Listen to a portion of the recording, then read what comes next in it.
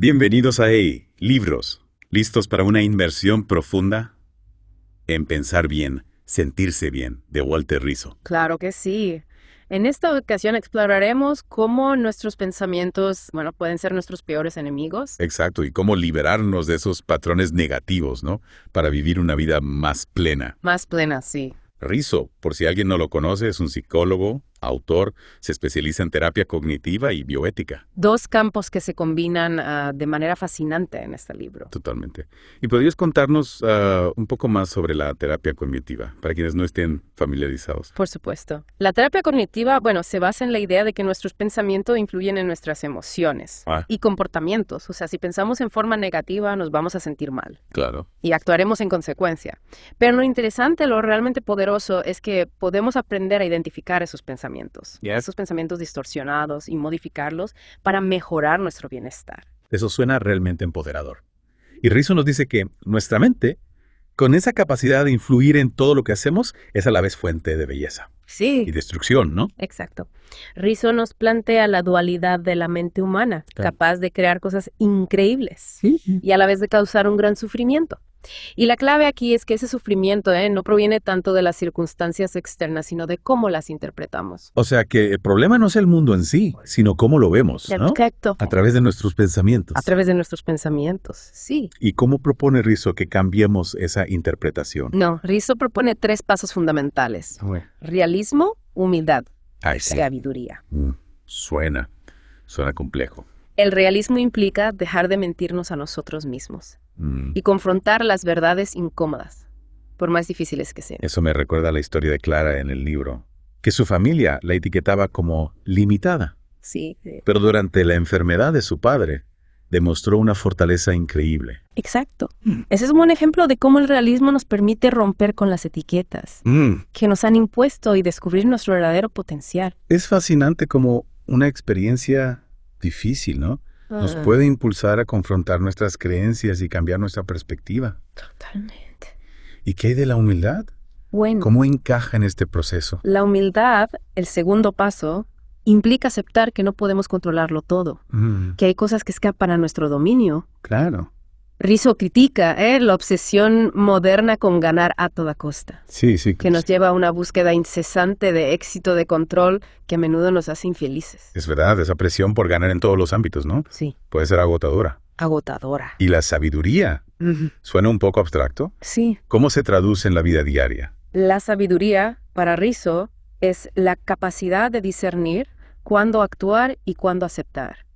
Es saber cuándo luchar por algo y cuándo dejarlo ir, priorizando la paz interior por encima del éxito material. Me gusta esa idea de que la sabiduría no se trata solo de acumular conocimientos, sino de saber cuándo y cómo aplicarlos en la vida real. Precisamente. De hecho, Rizzo nos recuerda que podemos ser muy eruditos en un campo específico, Sí. pero al mismo tiempo ser totalmente incapaces de manejar situaciones cotidianas. Por ejemplo, nos describe el caso de un neurocirujano brillante en su campo. Pero tras su divorcio se suma en una profunda depresión.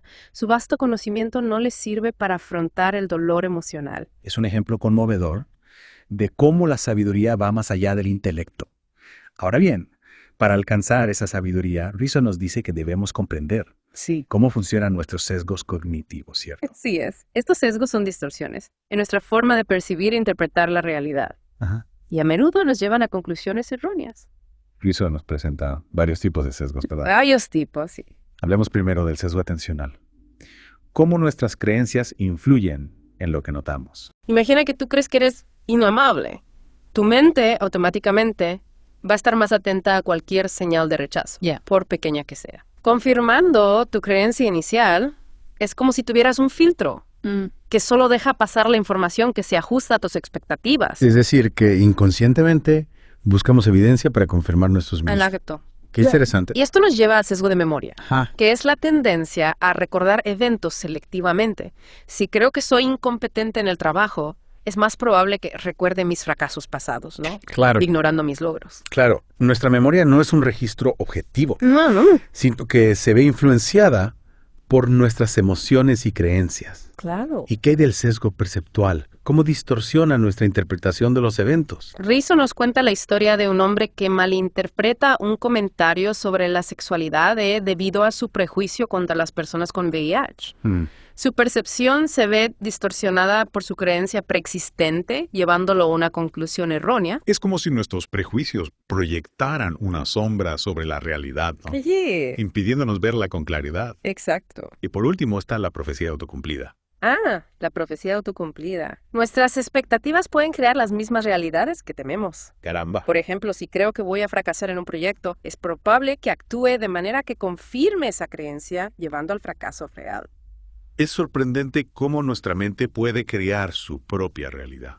Pero si caemos en esos patrones de pensamiento negativo, ¿cómo podemos salir? Bueno, Rizzo nos invita a identificar esos patrones y a combatirlos utilizando herramientas como el debate racional y la reestructuración cognitiva, de las que hablaremos más adelante. Me intriga saber más sobre esas herramientas. Antes de pasar a la siguiente parte, me gustaría profundizar un poco más en esos 3 pasos Claro. para cambiar nuestra mente, ¿no? Realismo, humildad y sabiduría. Me parece una excelente idea. Empecemos por el realismo. Bueno, retomemos nuestra conversación sobre los 3 pasos para cambiar la mente que propone Rizzo. Realismo, humildad y sabiduría. Sí. Hablábamos del realismo. Exacto. Esa necesidad de confrontar las verdades incómodas. Un aspecto crucial de esto es la autoobservación. La autoobservación suena un ejercicio de introspección, ¿cierto? ¿En qué consiste exactamente? Así es. Implica prestar atención a nuestros pensamientos Ajá. y emociones sin juzgarlos, como un observador externo. Ya veo. Esto nos permite identificar los patrones de pensamiento que nos llevan al sufrimiento. ¿Y cómo podemos practicar la autoobservación en la vida diaria? Bueno, podemos empezar por dedicar unos minutos al día a simplemente observar nuestra mente. ¿Qué tipo de pensamientos surgen? ¿Qué emociones los acompañan? También podemos prestar atención a nuestras reacciones ante situaciones específicas. Ajá. ¿Cómo respondemos ante un desafío? Ante una crítica. Es como si lleváramos un diario mental, ¿no? Sí, Anotando nuestros pensamientos y emociones para comprenderlos mejor. exactamente. Y al observar nuestros patrones de pensamiento, podemos empezar a cuestionarlos.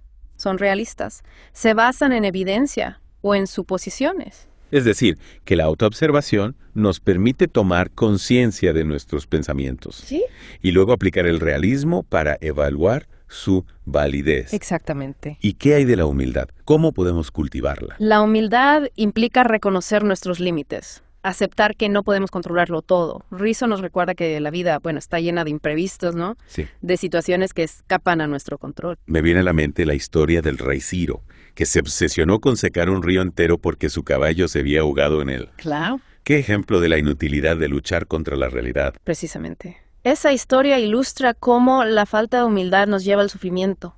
Aferrarnos a la idea de que podemos controlar todo, nos genera ansiedad, frustración. Entonces, la humildad nos permite soltar el control y aceptar la incertidumbre de la vida. Sí. ¿Y cómo se relaciona esto con la sabiduría? La sabiduría, como decíamos, es la capacidad de discernir cuándo actuar y cuándo aceptar. La humildad, nos prepara para la sabiduría al hacernos conscientes de nuestros límites. Cuando reconocemos que no podemos controlarlo todo, podemos tomar decisiones más sabias Ya. sobre dónde enfocar nuestra energía. Es decir, que la humildad nos ayuda a elegir nuestras batallas con sabiduría. Exacto. No se trata de resignarse pasivamente, sino de enfocar nuestros esfuerzos en las áreas donde realmente podemos hacer una diferencia. Precisamente. Y la sabiduría también implica aprender de nuestros errores, ¿no? Claro. Aceptar los fracasos como parte del camino. Hablando de errores, Rizzo dedica una parte importante del libro a los esquemas saludables, ¿verdad? Sí. ¿Qué son exactamente estos esquemas? Los esquemas saludables son patrones de pensamiento y comportamiento que nos ayudan a vivir una vida más plena, más satisfactoria. Ajá. Rizzo nos presenta 6 esquemas principales: desapego, sabiduría por encima de la erudición, el otro como sujeto, coherencia, aprender a perder y perdón. 6 esquemas. Me gustaría profundizar en un par de ellos para comprender mejor cómo funcionan. Empecemos por el desapego. ¿Cómo podemos practicarlo en la vida diaria? El desapego no significa renunciar a todo lo que nos importa, sino más bien liberar el control sobre las cosas y las personas. Ajá. Se trata de disfrutar de las cosas sin aferrarnos a ellas, de aceptar que nada es permanente. Riso usa el ejemplo de Sócrates, que rechazó un terreno enorme porque no necesitaba tanto espacio. Claro, esa anécdota ilustra la esencia del desapego. Sócrates entendía que la felicidad no reside en la acumulación de bienes materiales, sino en la libertad interior. Entonces, el desapego nos libera de la ansiedad que genera el miedo a perder lo que tenemos. Exacto. ¿Y qué hay de la sabiduría por encima de la erudición? ¿Cómo se aplica en la vida real? Riso nos recuerda que el conocimiento sin sabiduría puede ser inútil, incluso contraproducente. Podemos tener muchísima información sobre un tema, pero si no sabemos aplicarla en la vida diaria, bueno, de poco nos sirve. Es como el caso del neurocirujano que mencionábamos antes. Tenía un conocimiento profundo del cerebro humano, pero era incapaz de manejar sus propias emociones. Exactamente. La sabiduría por encima de la erudición implica conectar el conocimiento con la experiencia, usar lo que sabemos para vivir mejor. Hemos explorado bastante a fondo ya el realismo y la humildad, ¿no? Como pasos hacia una mente más sana. Ahora, me gustaría centrarme en la sabiduría y cómo se conecta con los 6 esquemas saludables que propone Riso. Mencionábamos el desapego y la sabiduría por encima de la erudición. ¿Hay algún otro esquema que te parezca particularmente relevante? Sí, sin duda el esquema del otro como sujeto es fundamental para cultivar relaciones más sanas, más significativas. Riso nos habla de las niñas lobo, para ilustrar la importancia de la interacción social, ¿verdad? Esas niñas, bueno, a pesar de tener contacto con el mundo exterior, nunca lograron desarrollar plenamente su humanidad. Exacto, ese caso tan extremo nos muestra cómo la conexión humana es esencial para nuestro desarrollo emocional y social. Riso nos invita a reconocer la humanidad del otro, a dejar de verlo como un objeto, un medio para nuestros fines. Dejar de lado el egocentrismo y abrirnos a la experiencia del encuentro con el otro. Es un desafío, ¿no? En un mundo que a menudo nos impulsa hacia la competencia y el individualismo, ¿cómo podemos aplicar este esquema en nuestra vida diaria? Bueno, podemos empezar por practicar la empatía. Ponernos en el lugar del otro, intentar comprender sus perspectivas, sus motivaciones. También podemos cultivar la escucha activa. Prestar atención genuina a lo que la otra persona nos dice, sin interrumpir, sin juzgar. Es decir, tratar al otro con la misma dignidad y respeto que esperamos para nosotros mismos. Y hablando de respeto, el esquema de la coherencia también me parece crucial.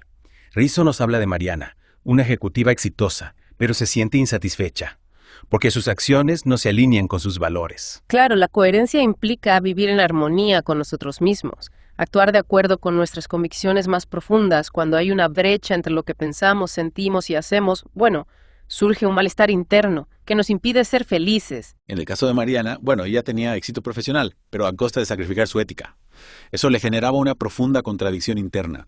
¿Cómo podemos cultivar la coherencia en nuestra propia vida? Podemos empezar por identificar nuestros valores fundamentales, ¿no? Aquellas cosas que son realmente importantes para nosotros. Luego podemos evaluar si nuestras acciones diarias, bueno, son coherentes con esos valores. Si no lo son, podemos hacer ajustes para alinear nuestro comportamiento con nuestras convicciones. Es un proceso de autoconocimiento y de honestidad con nosotros mismos. No siempre es fácil, pero a largo plazo, bueno, nos conduce a una mayor paz interior.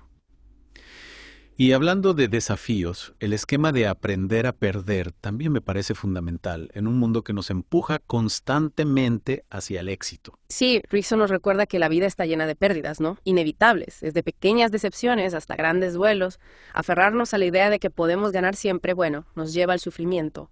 Aprender a perder implica aceptar la incertidumbre de la vida, soltar el control, adaptarnos a las circunstancias cambiantes. Es un aprendizaje que nos ayuda a desarrollar resiliencia, esa capacidad de afrontar la adversidad y salir fortalecidos de las experiencias difíciles. Y por último, llegamos al esquema del perdón, un tema complejo y a la vez fundamental para nuestra salud emocional.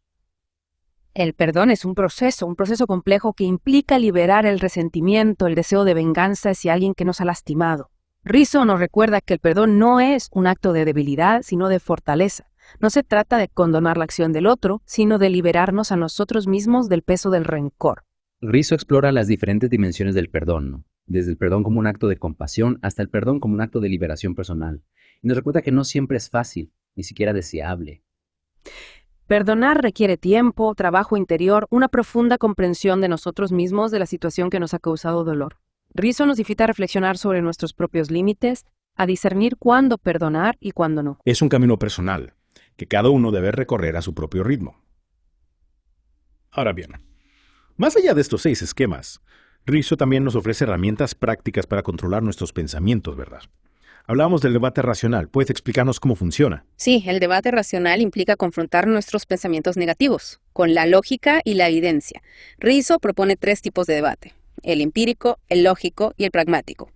El debate empírico consiste en buscar pruebas que respalden o refuten nuestros pensamientos. Si pienso soy un fracaso, puedo preguntarme cuáles son las evidencias que apoyan esa creencia y cuáles son las evidencias que la contradicen. Exacto. El debate lógico nos invita a analizar la coherencia de nuestros pensamientos, a detectar las falacias, las distorsiones. Si pienso no soy digno de amor, puedo preguntarme qué significa ser digno de amor, cuáles son los criterios que definen la dignidad. ¿Realmente cumplo con esos criterios? Y el debate pragmático nos lleva a analizar las consecuencias de nuestros pensamientos, ¿no? Si pienso, no puedo afrontar esta situación, puedo preguntarme qué pasaría si lo intentara. ¿Cuáles son los posibles beneficios de enfrentar mis miedos? Estas preguntas nos ayudan a tomar decisiones más conscientes, a elegir los pensamientos que nos empoderan y nos liberan de los que nos limitan. Además del debate racional, Rizzo nos propone la detención del pensamiento y la reestructuración cognitiva. La detención del pensamiento consiste en interrumpir la cadena de pensamientos negativos, ¿no? Antes de que se apodere de nosotros. Podemos utilizar técnicas como la visualización o la repetición de frases positivas. Y la reestructuración cognitiva implica reemplazar los pensamientos negativos por otros más realistas, más adaptativos. En lugar de decir soy un inútil, puedo decir he cometido un error, pero puedo aprender de él. Esas herramientas nos dan el poder de transformar nuestra mente y, en consecuencia, nuestra realidad. El libro de Walter Rizzo nos ofrece un mapa para navegar el complejo mundo de nuestros pensamientos y nos recuerda que somos los arquitectos de nuestra propia experiencia. Si pensáramos mejor, actuaríamos y nos sentiríamos mejor. Esa frase de Rizzo resume la esencia de su propuesta. Nos invita a cultivar una mente más sana, más consciente, más compasiva para vivir una vida más plena. Los invitamos a explorar las ideas de pensar bien, sentirse bien y a poner en práctica sus enseñanzas. Recuerden, la transformación personal comienza en la mente.